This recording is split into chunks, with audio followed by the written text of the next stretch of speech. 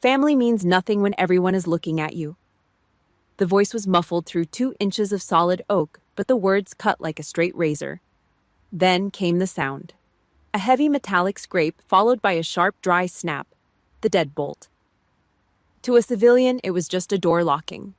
To the ears of a Marine Corps captain, that exact pitch and frequency sounded identical to the racking of a slide on a Glock 19. A round entering the chamber, aimed right at my chest. I stood frozen on the concrete porch. The late afternoon Virginia sun beat down on my shoulders, baking the dark fabric of my uniform. The air smelled of hot asphalt and fresh-cut grass. Normalcy. A disgusting, suffocating normalcy. In my left hand, a single sheet of paper fluttered slightly in the breeze. A preliminary investigation notice from the Criminal Investigation Division. Missing ordnance, missing funds. An inquiry, not an indictment. There was no arrest warrant, no court-martial scheduled, no guilty verdict. But in this zip code, in this neighborhood of manicured lawns and leased luxury cars, an inquiry was enough. Arthur Cole did not need a judge to hand down a death sentence to his own blood. He just needed the whisper of a defense contractor to protect his fragile country club reputation. I did not pound my fists against the wood. I did not scream for my father to open the door. Begging was a civilian luxury, and I bled out that weakness years ago in the sandbox. I took a slow, deliberate step back. My boots scraped against the brick. Through the front bay window, a shadow shifted. Evelyn, my stepmother. Her wide, panicked eyes met mine through the glass for a fraction of a second. She flinched as if she had been caught staring at a stray dog with rabies. Her hand shot up, grabbing the cord, and yanked the heavy striped blinds shut. The plastic slats clattered together, sealing the house. Total quarantine. Down the street, the roar of a riding lawnmower died. The neighbor, a man who waved at me during Thanksgiving dinner, stood perfectly still in his driveway, wiping sweat from his forehead with a dirty rag. His eyes were glued to my porch, waiting for the breakdown. My heart rate spiked to 90. I forced it down. Inhale for 4 seconds. Hold for 4. Exhale for 4. Hold for 4. The sniper's breath. I turned my back to the oak door. Shoulders back, spine straight. I set my stride to a regulation 30-inch step. My boot heels struck the concrete walkway with a rhythmic hollow thud. 1, 2, 1, 2. I walked down that driveway the exact same way I used to walk out of a cleared compound in Al Anbar. No sudden movements, no exposed flanks. I refused to leave a single crack in my armor for the neighborhood to feed their pity through. My vehicle was parked by the curb. A battered 2008 Ford Explorer. I pulled the heavy handle, climbed into the driver's seat, and slammed the door. I hit the master lock button. All 4 locks snapped down simultaneously. A mobile trench made of cheap plastic, stale air, and rust. The cabin was an oven. The smell of baking vinyl mixed with the sour stench of the broken air conditioning unit. I did not turn the key in the ignition. I just sat there in the sweltering heat, staring at the steering wheel. The silence inside the truck was absolute, pressing against my eardrums. 8 years. 8 years ago, Arthur Cole sat at a kitchen table, surrounded by foreclosure notices, his hands shaking so violently he could not hold his coffee mug. His roofing business was bankrupt. His heart was failing from years of cheap scotch and bad debt. The surgeries were going to strip him of the house, the cars, the image he worshipped so deeply. I was 26. I packed a sea bag and volunteered for 3 consecutive combat deployments. Fallujah, Ramadi, Helmand. I traded my 20s for hazard pay. I lived in dirt, ate dust, and packed chest wounds with gauze while mortars shook the earth. Every single dollar, every blood-soaked paycheck I wired back to that house to keep the bank off his back. I bought his life with my survival. And today, he chose the rumors of a corrupt local defense contractor over the daughter he used to carry on his shoulders. He chose the golf course over blood. The emptiness in my chest was expanding, a cold vacuum, threatening to cave my ribs inward. My right hand dropped to my knee. Through the fabric of my trousers, I found the jagged scar where shrapnel had torn through my flesh. I dug my right thumb hard into the scar tissue. I pressed until the physical pain flared white-hot, shooting up my thigh. Pain is an anchor. Pain overrides the hollow ache of betrayal. I welcomed the burn. The interior of the Ford grew dark as the sun finally dipped below the manicured tree line of the suburban subdivision. Deep in the pocket of my uniform jacket, my phone began to vibrate, a relentless mechanical buzzing against my ribs. I pulled it out. The screen cast a harsh, sickly blue light across the dark cabin, illuminating the dashboard and the calluses on my knuckles. I swiped the screen. The Instagram application opened instantly. Arthur Cole had just updated his status. He did not post a picture of me. He did not post a picture of himself. It was just a blank screen. Below it there was a caption, 5 short, sterile words. She is no longer my daughter. I stared at the glowing pixels. I watched the notification counter at the bottom of the screen. Relatives I loaned money to, neighbors I helped, friends of his who drank my liquor at his birthday parties, they were double tapping the post. The likes ticked upward in real time. 10, 20, 35. A public stoning in the digital age. My erasure was being validated, approved by the very people whose lives I had subsidized. As I sat there watching my bloodline publicly sever me, I realized something about pain. It is universal. If you have ever felt the cold sting of family betrayal, hit the like button, subscribe to the channel, and leave the comment, betrayed. Tell me where you are listening to this and what time it is in your part of the world. We are not alone in this trench.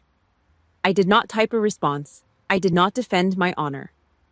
I pressed the power button, plunging the cabin back into absolute darkness. I tossed the glass and metal rectangle onto the passenger seat. The silence rushed back in heavier than before.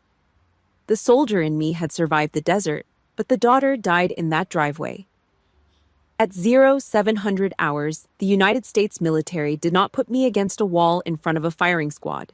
They did something much worse. They put me in a windowless room next to a heavy-duty copy machine. Administrative isolation. It is the sterile, bloodless way the system breaks a human spirit. There is no official guilty verdict. You are simply erased from the operational board. Guilty until proven innocent. Yesterday, I was a captain coordinating millions of dollars in tactical logistics, moving high-explosive ordnance across hostile borders. Today, I'm sitting at a fake wood laminate desk, aligning the edges of blank personnel forms and driving a metal staple through the top left corner. The fluorescent tubes above my head flickered. They emitted a constant high-pitched buzzing sound that drilled directly into the base of my skull. The air in the room was dead, smelling of ozone, heated plastic, and dry toner ink. It was the smell of a career rotting in real time. I did not slouch. I sat with my spine perfectly straight, maintaining the exact posture I would use while briefing a general officer. My boots were polished, my uniform was pressed. I locked all my exhaustion deep inside my chest cavity. I counted my breathing. Inhale for 4. Hold for 4. Exhale for 4. The enemy wants to see you break. You do not give them the satisfaction. The metal door handle clicked. The heavy fire door pulled open just enough to let a sliver of hallway light cut across the linoleum floor. First, Lieutenant Miller slipped into the room. He needed paper from the supply closet behind the copy machine. 3 months ago, Miller botched a logistical requisition form so badly it would have triggered a federal audit and ended his career before it started. I sat with him until 3 a.m. in the motor pool office, drinking stale water and rewriting his garbage report line by line so he would not face a disciplinary board. Today, Miller did not look at my face. His eyes were glued firmly to the scuff marks on the toes of his boots. He walked with stiff, hurried steps, keeping his body angled toward the wall to maximize the physical distance between us. He reached the supply shelf, grabbed a ream of printer paper, and clutched it to his chest like a ballistic shield. "Morning, Captain," he mumbled to the floorboards. His voice was hollow, thin. He spun around and power-walked back toward the door. He moved as if he was afraid that standing in my proximity for more than 10 seconds would infect him with whatever terminal disease the brass had stamped on my file. The door clicked shut behind him, sealing me back in the humming silence. I did not feel anger toward the lieutenant. Anger is a tactical flaw. I only felt a cold, clinical understanding. This was the basic survival instinct of the corporate military structure. When a ship is taking on water, the rats do not try to patch the hole. They swim away from the drowning. Miller was just a rat protecting his dry uniform. I drove another metal staple through another stack of meaningless paper. 10 minutes later, the heavy door did not just click open. It was shoved inward with enough force to bang against the rubber wall stopper. A brown paper bag heavily stained with grease flew across the room and landed on my desk with a wet, heavy thud. It slid 3 inches and stopped right next to my stapler. Gunnery Sergeant Elena Torres dragged a cheap plastic chair across the floor. The metal legs shrieked against the linoleum. Elena did not do polite. She was a Hispanic woman from the south side of Chicago who had survived 20 years in the artillery division by being louder and meaner than the men she commanded. She did not bring soft words. She did not bring fake sympathy. She slammed a large styrofoam cup of black coffee down next to the greasy bag. Some of the dark liquid splashed out through the plastic lid, staining the white paper of my forms. Elena dropped her heavy frame into the plastic chair. She did not look at me with pity. She looked at me the exact same way she looked at a jammed rifle mechanism. Annoyed, but ready to fix it. "Eat the damn food," Elena ordered, her voice gravelly and rough. "You look like a walking corpse." 1, 2. She reached into her own paper bag, pulled out a massive foil-wrapped burger, and immediately began pulling the raw red onions out from under the bun. She tossed the onions onto the desk wrapper. Her loyalty was not measured in tears or hugs. It was measured by the simple, defiant act of sitting in a glass-walled hallway, eating lunch with an officer currently under federal investigation. In this building, that was an act of open rebellion. I reached for the styrofoam cup. The heat of the black coffee seeped through the cheap material, warming the calluses on my palms. I brought the rim toward my mouth. Elena took a massive bite of her burger. She chewed loudly, her eyes fixed on the blinking green light of the copy machine. She did not look at me when she spoke. She delivered the information with the casual, brutal efficiency of an artillery strike. "That local charity fundraiser event last month," Elena said, her mouth half full. "The one all the local business owners attended. Victor Vance was there." My fingers tightened slightly around the cup. "Vance stuck to your father like wet mud." Elena continued, swallowing hard. "He bought a table right next to Arthur Cole. And he did not just buy him dinner. Vance brought a gift, a bottle of Macallan Scotch, 25 years old. They sat at that table drinking from the same bottle, laughing until the place shut down at midnight. My hand stopped moving. The styrofoam cup hovered exactly 2 inches from my lips. I stared down at the black surface of the coffee. A microscopic tremor in my wrist caused the dark liquid to ripple in concentric circles. Victor Vance, the defense contractor who started the rumors about the missing ordnance. The man who pointed the finger at me, drinking a $2,000 bottle of scotch with my father. The pieces of the puzzle slammed together with a deafening crash inside my skull. Arthur Cole did not lock his door yesterday because he was afraid of a scandal. He locked his door because he was already bought and paid for. The pupils of my eyes contracted. The heavy, suffocating weight of administrative isolation vanished from my chest. The instinct to endure to survive the punishment completely shut down. The cold, calculating machinery of a combat tactician booted up in its place. I lowered the coffee cup to the desk. I did not take a sip. I did not need caffeine anymore. I had a target. 11 at night. The apartment was completely pitch black. I sat on the edge of the cheap fabric sofa, staring straight ahead into the dark. I did not turn on the overhead lamp. I did not switch on the television to drown out the silence. In a combat zone, you learn to let your eyes adjust to the darkness. You never flood a room with artificial light because light blinds you to the shadows. It ruins your night vision. It makes you an easy target.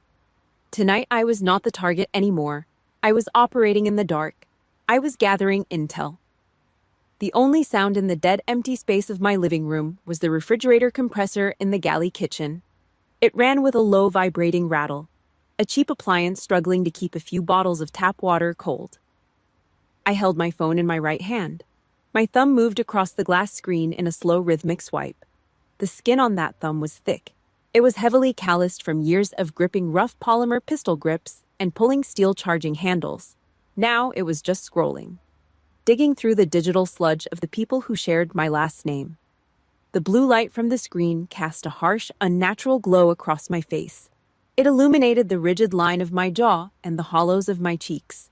I felt nothing. The crushing weight of the afternoon, the locked door, the drawn blinds, the isolation had burned off hours ago. What remained was a cold, clinical need for data. I was tracking the enemy. My calloused thumb stopped moving. The screen froze on a single image. It hit me right in the center of my chest, sharper and cleaner than any piece of shrapnel ever could. It was a post from Evelyn's account. My stepmother, the woman who had yanked the window blinds shut yesterday, like I was a diseased animal trespassing on her lawn. The photograph was high definition, perfect overhead lighting, a cozy, intimate shot of a private booth at the most expensive local steakhouse downtown. 4 people sat around the heavy mahogany wood table. There was Arthur, his face flushed red from alcohol, a wide, toothy grin plastered across his face. Beside him sat my younger brother, Mason. Mason was wearing a cheap blazer that did not fit his shoulders, looking slick and desperately satisfied, holding up a heavy glass of amber liquid. Evelyn leaned in from the edge of the frame, showing off her veneered teeth. And sitting right in the center, with one heavy arm draped casually over my father's shoulder, was Victor Vance, the defense contractor. The man who had quietly fed the military investigators the lie that I was skimming logistics funds and stealing ordnance. I stared at the screen. I pinched the glass and zoomed in. I examined the details of the image with the detached, dead-eyed precision of a sniper reading the wind. I looked at the bottle sitting in the center of the table. Macallan, 25 years old. The exact bottle Gunny Torres had warned me about this morning. Below the image, Evelyn had typed a caption. Real family always stands together. It was a masterpiece of suburban optics, a perfectly staged piece of visual propaganda. It was a public declaration to the local country club crowd, to the defense contractors, to the good old boy network of Virginia. It told everyone that Arthur Cole had cut the cancer out of his life. He had severed ties with his disgraced daughter and pledged his absolute loyalty to Victor Vance. My breathing stopped, just for a single beat. My chest did not heave. My eyes remained completely dry. There was no lump of sorrow forming in my throat. I did not feel the urge to scream or cry or hurl the phone against the drywall. That kind of emotional breakdown is for people who think there is still something left to save. Instead, the tight, suffocating knot inside my ribs simply dissolved. It vanished, replaced by a wave of absolute freezing clarity. I had it all wrong. Arthur did not lock the front door yesterday because he was afraid of a neighborhood scandal. He did not lock me out because he panicked or because he was embarrassed by the military investigation. He locked the door because he was getting paid. I was not a victim of a tragic family misunderstanding. I was collateral. I was the entry fee. My father had traded my military career, my honor, and my freedom just to secure his own seat at Victor Vance's table. He used his daughter's public execution as a networking opportunity to wipe out his debts. I sat there in the blue light, remembering the heat of Al Anbar. I remembered throwing my body weight over a terrified civilian in a dusty alleyway while heavy machine gun fire chewed up the brick wall above our heads. I bled for total strangers in the dirt. I wired every hazard paycheck back to this town to keep the bank from taking Arthur's roof, and he sold me out for a free steak and a glass of scotch. I pressed the power button on the side of the phone. The blue light died instantly. The apartment plunged back into pitch-black darkness. I tossed the phone. It landed softly on the empty cushion next to me. I placed my hands flat on my knees and pushed myself up from the sofa. I stood at the center of the living room and rolled my shoulders back. The joints in my neck and spine popped. It was a dry, cracking sound echoing in the quiet room. The civilian patience was dead. The good daughter who stood on the concrete porch and took the punishment was gone. I was done waiting for the military bureaucracy to clear my name. I was done trying to survive the isolation of an administrative desk. If they wanted to treat me like a criminal, I would stop acting like a victim. I would operate the way the Marine Corps trained me to operate. You do not attack a fortified bunker from the front. You look for the structural weakness. You look for the coward in the ranks. You find the guy who breaks under pressure. Arthur was too arrogant. Victor Vance was too insulated. But Mason, my younger brother, a local mechanic drowning in credit card debt and mortgage past due notices, a 30-year-old boy who hid behind our father's shadow and desperately wanted to play in the big leagues. Mason was soft. Mason was a civilian. He did not know how to hold a secret when the pressure dropped. I walked into the dark bedroom. I reached out and grabbed my worn leather jacket off the back of the door. Tomorrow morning, Mason Cole was going to talk. Exactly 1200 hours, high noon. The industrial park on the edge of town was mostly abandoned, a graveyard of failing blue-collar businesses. The heavy aluminum bay door of Mason's auto repair shop was only pulled halfway up. I ducked my head, stepped under the sharp metal edge, and walked into the garage. The air inside was thick and unbreathable. It smelled of burnt motor oil, cheap exhaust fluid, and stale beer. Dust motes danced in the single shaft of sunlight cutting through the half-open door. I stood perfectly still just inside the threshold, a dark silhouette backlit by the midday sun. Mason was buried waist-deep under the popped hood of an oxidized Ford pickup. He was cursing loudly, yanking on a rusted alternator bracket. He wiped his greasy hands on a shop rag, turned his head, and saw me standing there. He flinched, hard. A heavy steel wrench slipped from his fingers. It hit the concrete floor with a loud hollow clank that echoed off the cinder block walls. He scrambled backward, bumping his spine against the grill of the truck. His eyes darted toward the side exit, then back to my face. The slick, arrogant confidence from the steakhouse photo the night before was completely gone. He looked exactly like what he was, a terrified 30-year-old boy drowning in credit card debt. "Bella," he stammered, rubbing the back of his neck with a dirty hand. He forced a weak, crooked smile. "Listen, I am swamped right now. Got a customer coming in 10 minutes to pick up this rig. We can talk later, okay?" Dad told me. I ignored him.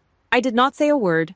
I took 3 steps to the right, raised my arm, and slammed the heel of my palm into the large red button mounted on the cinder block wall. The industrial chain drive groaned. The heavy metal bay door rattled and shrieked as it rolled downward. The shaft of sunlight vanished. The door hit the concrete floor with a heavy vibrating boom. The lock engaged. Total containment. No exit. Mason swallowed hard. His Adam's apple bobbed in his throat. A thin layer of cold sweat broke out across his forehead, making the grease smudges on his skin look like war paint melting off a coward. I closed the distance. I backed him up against the front bumper of the Ford. Less than 2 feet of space between us. In close quarters, combat proximity is power. You step into their physical space and suffocate their ability to think. "Were you at the fuel depot last Thursday?" I asked. My voice was flat. No elevation in pitch, no anger, just a tactical strike. "What?" "No." Mason shook his head too fast. His eyes were wide, darting from my left shoulder to my right. "I do not know what you are talking about. I was here. I was working." I locked my eyes onto his. Military CID pulled the gate security footage. The camera scanned the license plate on your tow truck. You were running in tandem with Victor Vance's logistics transport. It was a bluff. An absolute lie. The Criminal Investigation Division did not have that footage yet. If they did, I would already be in a cell. But Mason was soft. He had never been interrogated by anyone harder than a local traffic cop. To a weak man hiding a dirty secret, a cold, confident statement of fact is a death sentence. His breathing turned shallow and rapid. The color completely drained from his face, leaving his skin a sickly, pale gray. His knees gave out. He slid down the chrome bumper of the Ford and hit the concrete floor with a heavy thud. He pulled his knees up to his chest and buried his face in his greasy hands. "I had no choice." Mason gasped, his voice cracked, high-pitched and pathetic. The bank sent the 3rd notice on the house. The mortgage was 90 days past due. They were going to take the shop, Bella. Vance came around. He said he just needed me to haul some surplus inventory, stuff the military was going to scrap anyway. He said nobody would ever notice. I stared down at the top of his head. I did not feel an ounce of pity. When we were kids, I used to carry him on my back to school when it snowed. I used to skip dinner so he could have the last piece of chicken. And here he was whining about a mortgage while my entire life was being fed into a wood chipper to cover his tracks. "You hauled stolen federal ordnance." I stated the words, dropping like stones on the concrete. And when the brass noticed the missing inventory, Vance pointed the finger at me. He needed a high-ranking scapegoat with access, and you let him do it. Mason looked up. His eyes were wet, bloodshot, and pleading. He was searching my face for the big sister who always fixed his messes. He found nothing but a blank wall. Then he opened his mouth and delivered the kill shot. I did not know what else to do. Mason choked out tears, cutting clean tracks through the grease on his cheeks. Dad said it was the only way to keep the family afloat. He said, "You are a Marine." He said, "You are tough. You are built for this kind of heat. You can handle the fallout." He said, "You have military lawyers who will get you off with a slap on the wrist. We do not have anyone, Bella." My eyes went pitch black. My heart rate did not spike. It actually slowed down. The block of ice inside my chest expanded, freezing the blood in my veins. It was the ultimate sickening paradox of being the strong one in a weak bloodline. They did not misunderstand me. They knew exactly who I was. They knew I was innocent, and they threw me to the wolves precisely because of my strength. They weaponized my resilience. They decided that because I could survive the pain, I was obligated to carry their sins. I looked down at the shivering, pathetic man sitting in the oil stains. "I am a soldier, Mason," I said. My voice was a low, heavy rasp, vibrating with pure, lethal intent. "I am not your meat shield." I reached down, grabbed the front of his oil-stained work shirt, and ripped the cell phone out of his breast pocket. He did not even try to stop me. I turned my back to him, hit the wall button, and ducked under the heavy metal door as it rolled upward. I walked out into the blinding sunlight, gripping the digital evidence tight in my hand. Next stop, the Criminal Investigation Division. Wednesday morning, 0800 hours. My cell phone vibrated against the cheap wood laminate of my administrative desk. A single text message from Gunnery Sergeant Elena Torres glowed on the screen. "They put Victor Vance in cuffs at 0600, Federal Sweep." Mason broke. He handed over the logistics logs, the text threads, the bank transfers. The house of cards collapsed overnight. By 0900, the atmospheric pressure in the administrative hallway shifted. The heavy fire door was propped wide open. The isolation protocol was silently lifted. First Lieutenant Miller walked into the room. He did not look at his boots today. He walked with his shoulders pushed back, wearing a nervous, overly eager smile. He carried 2 cups of premium dark roast coffee from the expensive off-base shop. "Morning, Captain," Miller said. His voice was too loud, echoing off the cinder block walls. "I heard the news from CID. We all knew those rumors were garbage. I brought you a coffee. Figured you could use it." I did not stop typing. I did not pull my eyes away from the harsh glare of the computer monitor. My fingers hit the plastic keys with rhythmic mechanical precision. "Put it in the trash can, Lieutenant," I commanded. My voice was completely flat, devoid of any emotional fluctuation. "And close the fire door on your way out. You are disrupting my operational focus." Miller froze. The fake sycophantic smile died instantly on his face. He nodded with stiff, jerky movements, set the coffee on the floor near the trash, and retreated. The heavy door clicked shut. The fluorescent tubes resumed their high-pitched buzzing. I went back to typing my quarterly logistics report. The absolute indifference was the hardest tactical strike I could deliver. I did not need their validation today any more than I needed their pity yesterday. Across town, a white United States Postal Service truck idled at the curb in front of a manicured lawn. Arthur Cole opened his solid oak front door. He wore a crisp tailored golf polo and expensive khaki slacks. He looked exactly like a man who had successfully secured his place in the local upper-class hierarchy. The mail carrier held out a black electronic pad. "Certified mail, Mr. Cole. Signature required." Arthur took the plastic stylus. He signed his name with a wide, arrogant flourish. The carrier handed him a thick, rigid cardboard envelope. The return address was stamped in a bold, unyielding, black-ink Department of Defense, Command Headquarters.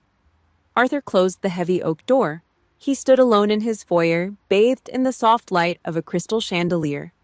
A smug, deeply satisfied smirk spread across his aging face. He ran his thumb over the heavy seal.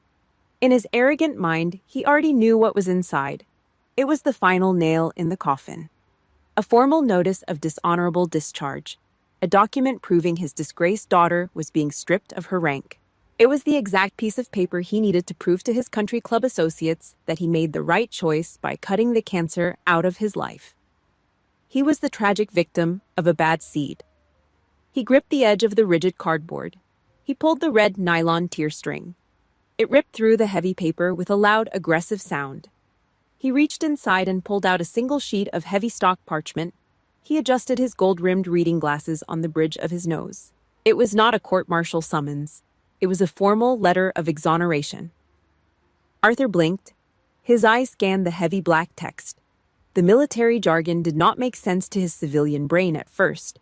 Cleared of all suspicion. Exemplary conduct under pressure. Commendation for protecting federal evidence and exposing a civilian corruption ring. Attached to the back of the parchment was a carbon copy of a Department of Justice federal indictment. The primary target printed at the top, Victor Vance. The blood drained completely out of Arthur's face. His jaw went slack. Victor Vance was not the untouchable kingmaker of the local defense network anymore. He was a federal inmate facing 20 years in a maximum security penitentiary. And Arthur Cole, in his desperate, pathetic scramble for social status, had publicly kissed the ring of a jailed felon. The reality of his situation crashed down on him like a collapsing roof. To secure his seat next to that felon, Arthur had locked his door on a decorated military officer. He had publicly disowned a hero on the internet to serve as a loyal attack dog for a thief. His smug confidence evaporated. It was replaced by a cold, suffocating terror. The social circle he worshipped was going to rip him to shreds. The neighbors who liked his Instagram post were going to turn on him. He was going to be the ultimate laughingstock of the county. Arthur's hands began to shake. The violent tremors started in his knuckles and traveled rapidly up his forearms. His liver-spotted fingers lost their grip. The heavy stock parchment slipped from his hands. It fluttered through the quiet air and landed softly on the expensive Persian rug. Arthur dropped to his knees. His chest heaved as he gasped for oxygen in the empty, silent hallway. The sun finally went down. My apartment was quiet. I sat in the armchair by the window, wearing a faded gray sweatshirt. I had my legs crossed. I held a heavy glass of ice water in my right hand. The condensation dripped down the smooth side of the glass, pooling on my calloused knuckles. On the wooden coffee table, my cell phone lit up. The screen glowed stark white in the dim room. Incoming call Arthur Cole. I watched the screen vibrate and ring until it went dark. 5 seconds later, it lit up again. Incoming call Arthur Cole. He called 1 time, 5 times, 12 times. I did not reach for the device. I did not flip the switch to silence it. I just sat in the dark and watched the screen flash, tracking the desperate, pathetic rhythm of a man whose entire fake reality had just burned to the ground. A digital notification popped up on the glass. 3 new voicemails. I leaned forward. I tapped the speaker icon with my index finger. The audio filled the quiet room. It was not the sharp, arrogant voice that had told me family meant nothing through a locked door. It was the sound of a broken, panicking old man. "Bella, please pick up the phone." The audio crackled with heavy, wet breathing. "I got a letter today. From the military command. I did not know, sweetheart. I swear to God I did not know Victor was using Mason. You have to believe me. Please, call your father back. We need to fix this. I need you." A few weeks ago, I stood on his concrete porch absorbing the brutal strike of his deadbolt. I would have given absolutely anything for him to open that door. Now the power dynamic was completely reversed. He was the one begging in the dark. I took a slow sip of the ice water. The cold liquid slid down my throat. I did not feel a sudden rush of victory. I did not feel burning anger. I felt a hollow, absolute indifference. The man crying on the speakerphone was a total stranger. I set the glass down on the wooden table. The ice clinked sharply against the glass. Tomorrow was Saturday. The local veterans' breakfast was scheduled at the town church. The entire neighborhood would be in that hall. Arthur would be there desperately trying to save face and spin the narrative. I reached out and pressed the red delete button on the screen. The voicemail vanished. Tomorrow I would execute the final strike on his home turf. Saturday morning, 0900 hours. The local community church hall smelled of burnt drip coffee, cheap processed sausage links, and thick, sticky pancake syrup. It was the monthly veterans' breakfast. The large room was packed wall to wall with the town's older generation. They leaned over cheap plastic folding tables, scraping heavy steel forks against thick porcelain plates. The air was filled with a low, constant hum of suburban gossip. I pushed through the heavy wooden double doors. I was not wearing my dress uniform. I wore my faded brown leather jacket, the one with the frayed cuffs and scuffed elbows. The moment my heavy boots hit the linoleum floor, the noise died. It did not fade out slowly. It stopped dead. The scraping of silverware ceased completely. Dozens of eyes snapped away from their plates and locked directly onto me. The crowd parted. Men and women stepped backward, dragging their plastic chairs out of the way, clearing a wide, direct path to the center of the hall. They did not look at me with pity. They did not look at me with suspicion. They looked at me the way raw infantry recruits look at a combat commander walking the line. They knew. The federal indictment of Victor Vance had hit the front page of the local newspaper at dawn. My official exoneration was public record. The scapegoat was actually the one holding the leash. Arthur Cole was standing near the large stainless steel coffee urns at the far end of the room. He saw me. The color drained entirely from his face, leaving his skin the color of wet cigarette ash. He abandoned his styrofoam cup on the table and scrambled toward me. His shoulders were hunched forward. The slick, arrogant country club posture from the steakhouse photograph was completely gone. He looked incredibly small, pathetic, old. "Bella," he hissed. He kept his voice low, desperately trying to contain the blast radius of his own humiliation. His hands were shaking violently at his sides. "Please, let us go outside. We need to talk in private. I just want to protect the family name. People are staring." I stood perfectly straight. I did not drop my volume. I projected my voice from my chest, addressing him the same way I would address a subordinate who broke protocol. "You protected your name by locking your daughter out in the cold," I said. My words were sharp and heavy, echoing clearly off the high vaulted ceiling of the church. "That is cowardice." Arthur flinched as if I had physically struck him across the jaw. He looked around wildly at the silent, staring faces of his neighbors. At the folding table directly to his left, an elderly woman pushed her chair back. The plastic legs scraped loudly against the floor. Martha Higgins, 82 years old.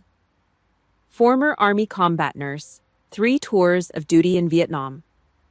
She wore a faded olive green garrison cap pinned to her white hair. She did not stand up. She did not raise her voice. She did not have to.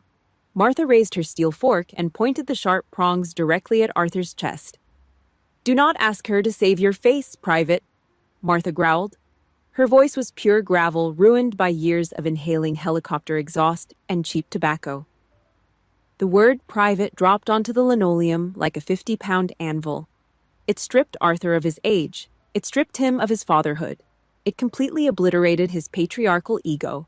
It reduced him to the lowest possible rank in a room full of people who understood exactly what that title meant. He swallowed hard, his Adam's apple bobbing nervously in his throat.